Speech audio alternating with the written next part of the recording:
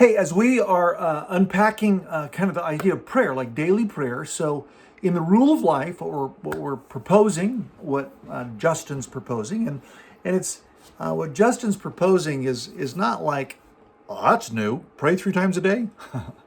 There were as far back as Jesus and the Old Testament, there were fixed hours of prayer.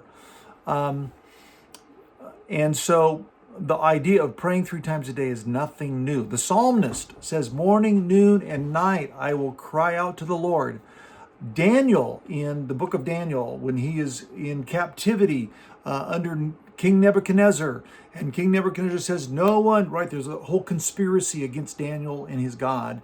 And the king says, no one can pray to anybody but me. And Daniel still knelt down by his window and prayed 3 times to God. Remember, that was the whole why he got thrown into the lion's den. I mean, their fixed hour prayer has been going on for centuries. And so that idea of us praying 3 times a day is a wonderful way to practice his presence.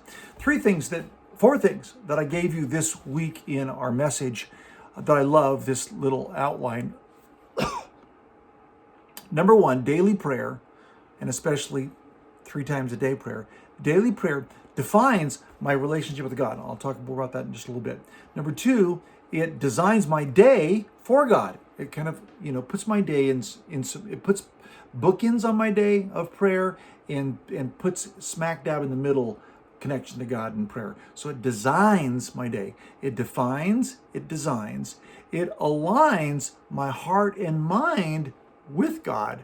It aligns my heart and mind. So our decisions all rise out of kind of the core of who we are, our values, our heart, and my thoughts. My predominant thoughts determine my emotions and my reactions and the direction of my life.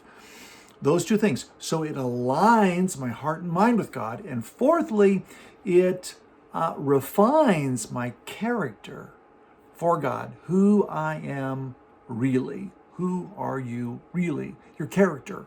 Who you are when no one's looking. That person. It refines that person. So the first one that defines my relationship with God.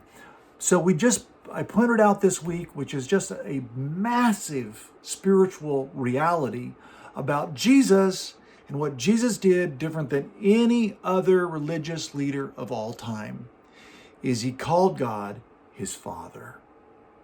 He constantly drew us to this relational connection that defines who we are. You have got stimulus and information coming at you from all sides. The internet on your phone, and whether it's all social media, Facebook, Instagram, Snapchat, Twitter, you name it, it's coming at you. Your computer, your email, your surfing the web, your search for things, your distraction by things, your advertising, your shopping. It's coming at you from all directions, trying to define who you are. You're a consumer. And therefore, if you're a consumer, what you have to do to feel better about yourself is consume more.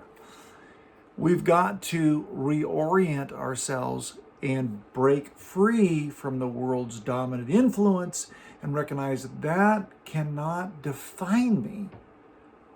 Jesus has to define me. God the Father defines me as his child. So when Jesus taught his disciples to pray, he said, Our Father who art in heaven, hallowed be your name.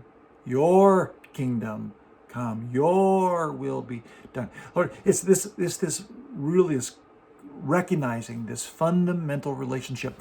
1 John chapter 3 says, see how the Father has lavished his love upon us, that we are the children of God, and that is who we are. Dear friends, since we are the children of God, we need to realize it does not yet appear what we shall be, but when he appears, we shall be like him. We are the children of God.